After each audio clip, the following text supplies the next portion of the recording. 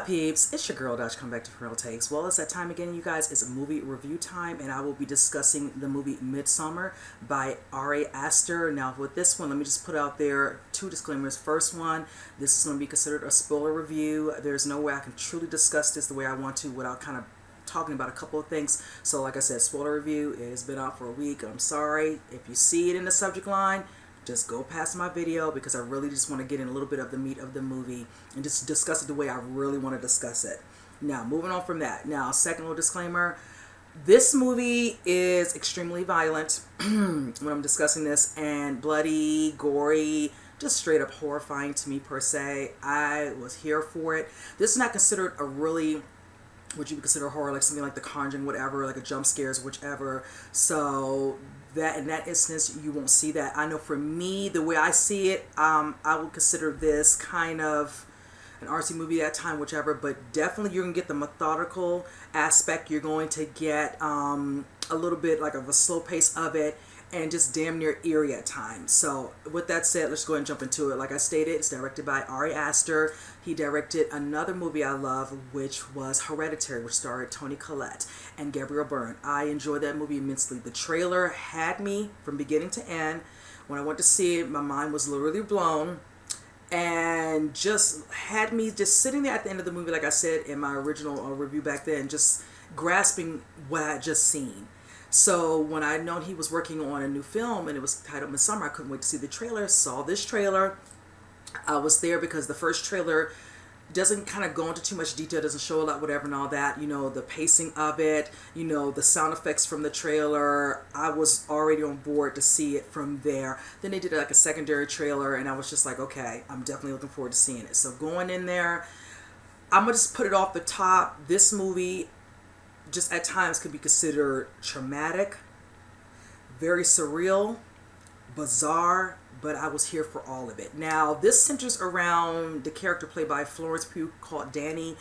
I see her as being mostly the heart of the movie overall, and mainly the focal point anyway of this movie. She's dealing with a traumatic situation where at first, you know, she's dealing with her relationship with, you know, with her boyfriend, but then she has undertones where you start to hearing situations where her sister is, you know, feeling a certain way. She's dealing with, you know, just a certain situation of, you know, mental, whichever, you know, and a condition, whichever, where she's just, you know, dealing with a lot of stuff, you know, in regards to her health and her mental health as well. And, you know, she's trying to reach out to her sister. She's not hearing back from her sister. And she's kind of worried. She reaches out to her boyfriend, played by, I want to say Jack Rayner, who plays, his name is Christian in the movie.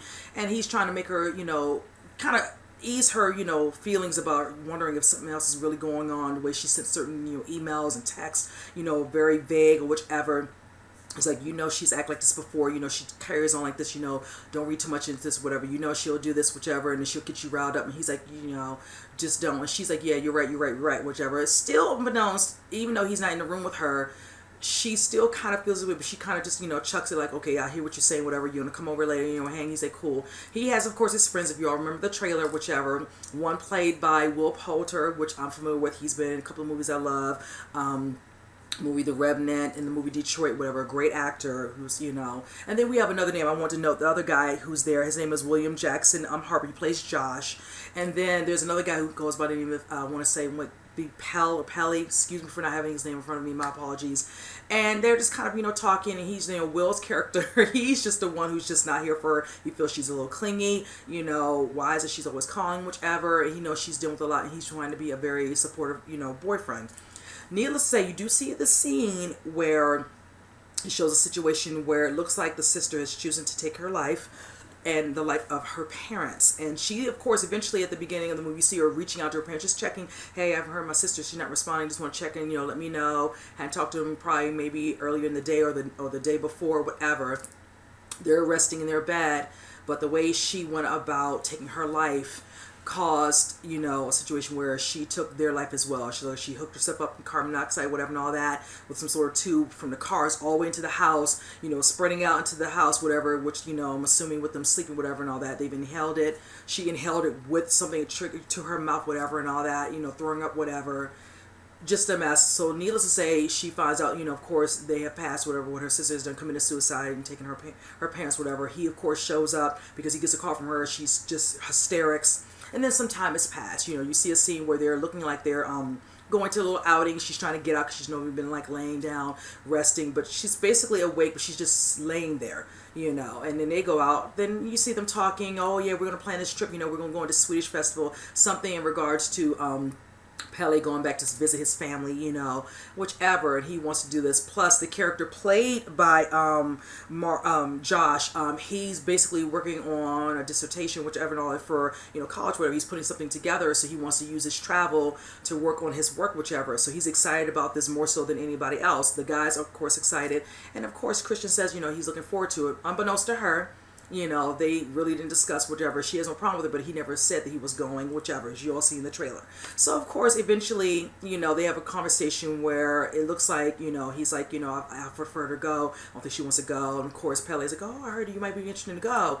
Interesting. I will get into him a little bit later. So, needless from there, it kind of showcases showing, you know, them discussing it, and it looks like, when you see, long story short, they end up eventually, you know, going whatever, you know, it shows them kind of there. Now from there, you kind of see, of course, the scenes, you know, the cinematography is beautiful.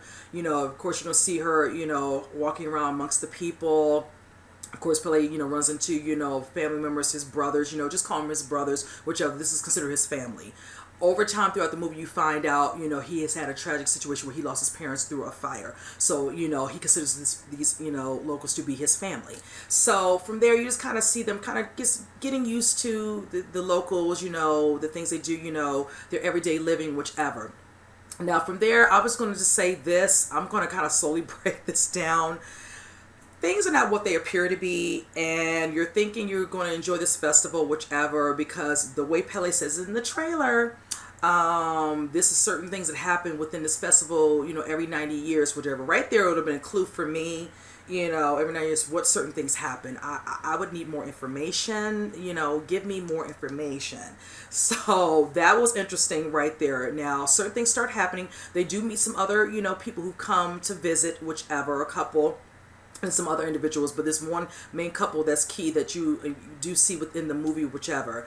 And from there, you just kind of see, you know, the characters played, you know, Josh and Mark, you know, by Will, you know, and William, and Christian, Danny, and Pal, whatever, and all that. Just kind of getting used to the customs, whichever. You know, certain things are happening throughout, you know, certain things are scratch your head. Now, one thing I will say is this. The way that Ari did the screenplay and the direction is very special to me, in per se, the way I was just phrasing certain things that are going to be happening. You're thinking it's very wholesome, whichever, and all that, but there's more of a sinister work at play, whichever, because they have another agenda, you know, Mrs. and Pele being one of the main ones involved with certain things, you know, that are going to happen that arrive throughout within this movie that you start to see happen, whatever. This movie was 2.5 hours long. So I will say this, at times the movie was slow because of the pacing, the way they wanted to, you know, branch it out enough for you to see what's happening throughout the movie, whichever. And with that, I would say at first it would seem like, okay, I don't know if I'm going to enjoy this pacing. But in the end, I'm kind of glad because it gave you time to kind of see certain things happening. Why is this happening? Why are they doing this? Why are they doing that? And there's nothing wrong with that. I know some people want it to move up, whichever. But in the end, at first, I was kind of like hesitant. But then as time went on, going past the first hour of the movie, getting to the next half an hour, there's a reason for that. Now, for me with this also, I will say, again, like I stated, Florence Pugh was phenomenal. Her range of dealing with the trauma and the grief, similar to how it was in Hereditary, was really spot on. The way they had her engaging with just her facial expressions, the way she was giving off the grief, dealing with stuff, you know, dealing with the certain circumstances, whatever, being amongst these people, trying to enjoy, you know, taking in certain cultures, learning certain things, whichever, then having other, you know, moments that are setting her back because, you know, she's seeing all the loveliness of the people bonding, whatever, thinking of her sister and her parents, whichever. Some deep scenes within this movie with that as well. Now, for me, seeing those parts, you know, very emotional, very disturbing. The people, excuse me, the characters in this, you know, other characters within the movie are very psychological and rather creepy at times. Very creepy. And again, like I said, part of the intrigue for me that made me enjoy this movie so much. Now, I will say also, when you're seeing certain scenes in this movie, honestly, normally some people just want you to see, you see the scene, whatever, if it's something that, you know, you don't think you could deal with, whichever, and all that, there's a lot of gore involved, whatever, and all that, it just happens, and then you kind of move on. There is a scene that the way he did it is like it comes out, it scares you, you're supposed to jump at it, whatever, and all that. With him, he allows you to see what's happening, sit there, process it, and then basically you're still in shock at what you just saw. Case in point, there's a scene where all the people, the locals are there, and there's these two people at the top of this long, up on top of this cliff, and they're doing some sort of ritual, whatever. There's an older, a man and a woman, whichever. They had a feast prior to that. And I'll probably put the picture somewhere here you can see, whatever. And before the people can eat, that's one thing I can say about the feast. These two people come, they're on a chair, whatever, and they bring them to whichever. The people are waiting, and just waiting, patiently.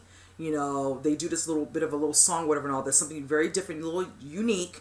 And by that time, once they pull up their utensils, that's when everybody can touch their utensils, and then they start to eat. After that, they take them, in the chairs, whatever, up to this cliff. So from there, you see the scene where they cut, themselves, and they, put their hands on the stone, which is in the trailer, and they wipe themselves from that. And then they're standing there. Of course, Danny, Christian, Mark, and Josh are looking up, whichever. The people are just looking up, kind of like some of them blank faces, just smiling, whatever.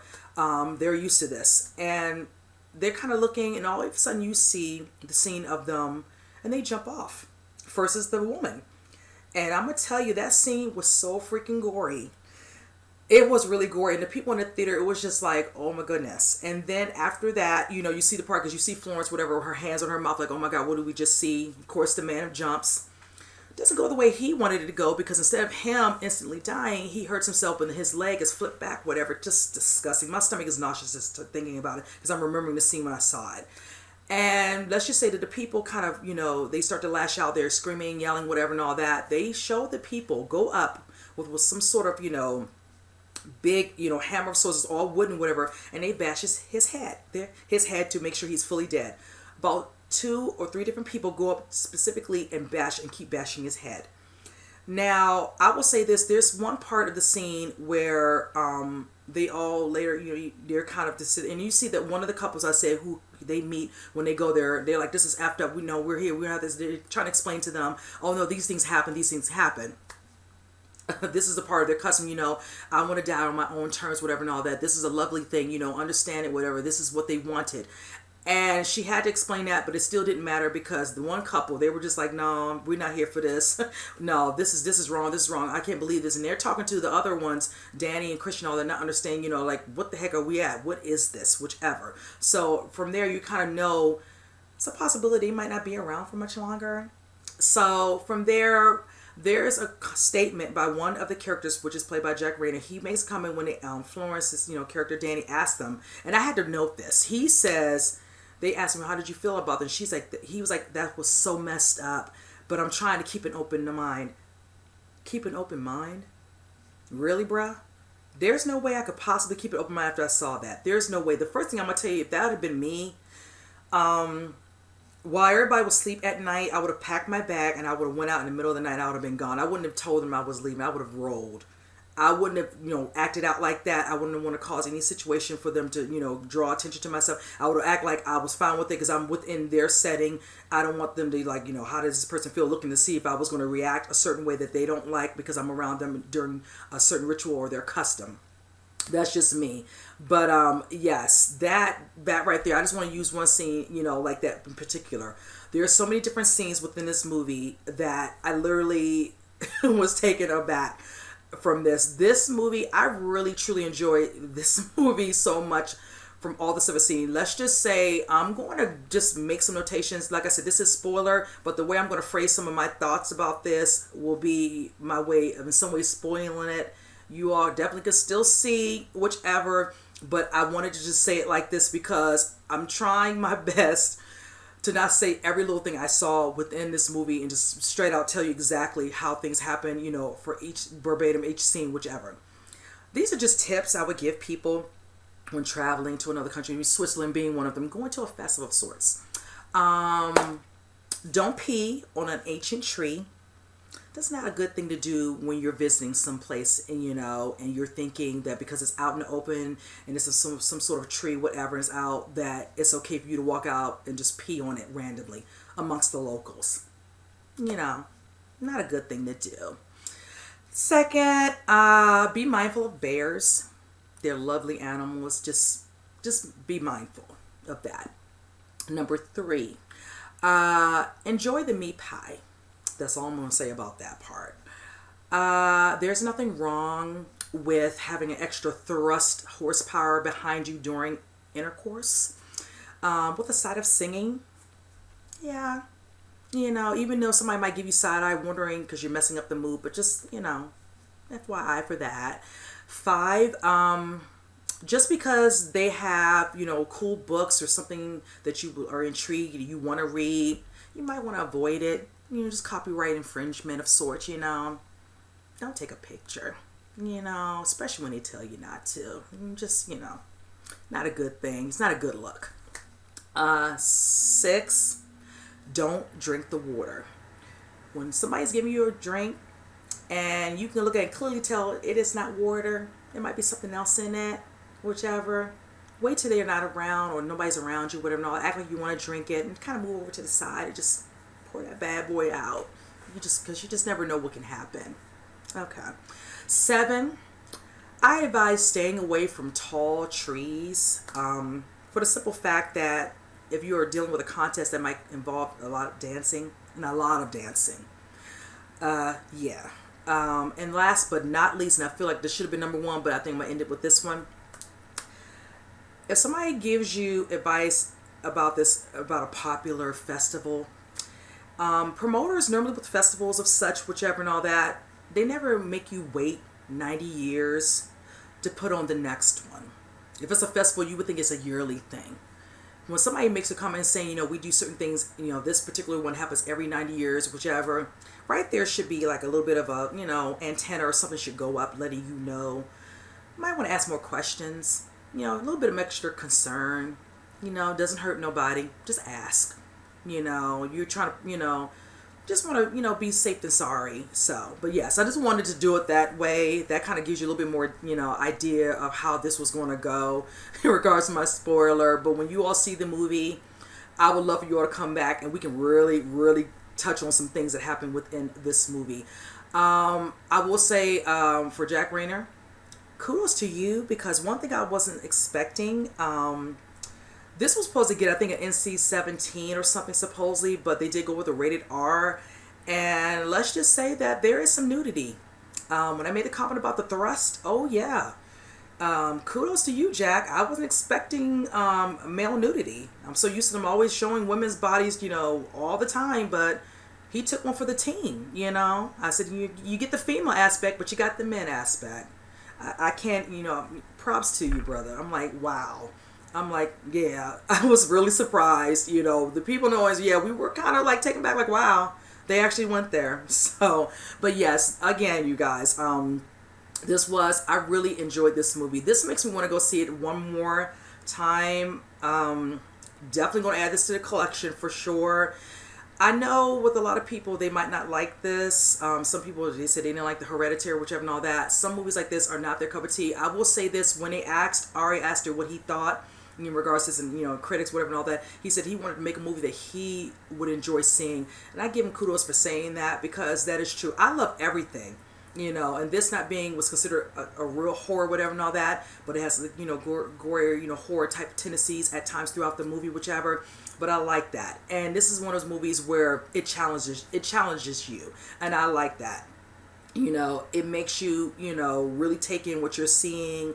You're not going to just get something that's very simple in regards to a storyline, whichever. You have to really grasp what you're watching and try to fit some of the pieces and all that. And I like that. And it's just refreshing. Again, I so far, I'm liking what he is putting out, in his filmmaking, his storyline. I really can't say there was nothing. Like I said, the only thing I really had to really get you with is the slow pacing, like, certain scenes, whichever and all that. But like I said, when it all came together, it was good. And that ending, very interesting ending. Like I said, those people, those locals are very sinister. They had an actual agenda. And let's just say, pal, you're wrong. Those guys were never your friends. He took a shining to Danny, but Pell had an agenda. He filled it up, and there's a scene where one of the locals makes a comment, thanking him for doing what he needed to do in the instance of basically bringing the, people, that would be used in said, certain situations and certain rituals and things that they need to do to move forth whatever they do in regards to this particular festival. So now for Danny, dealing with the traumatic, situation she had, dealing with her grief with her family, coming here, feeling she fit in, dealing with some other circumstances that happened throughout the movie, whichever, I feel like, with her, the way it ended, she had no one left, honestly, when it was all said and done, and except these people. And there's a scene with her after something happens traumatic, to Christian, and it didn't affect her one bit. It was almost like she became one with the locals. And yeah, her facial expression said it all. And again, loved every minute of it. Like I said, this was traumatic. This was a very surreal at times, very bizarre, just eerie. Yes, I loved it. I loved it, every bit of it. Now, my rating out of this, I would give it about 8.5. I really enjoyed it. I enjoyed it immensely, and like I stated already, I'm definitely planning to buy this when this comes out. So, but like I said, you guys, comment below if you have seen this, you want to discuss. Like I stated, this is a spoiler. The way I spoiled it, a couple of key parts, whichever. I made a couple, like, little, comments here and there, little, subliminal, excuse me. So, but yes, I really want to see some of you guys' responses to this if you have seen this. So, hit that comment section again. And with that said, guys, I will see you on the next review. You guys take care.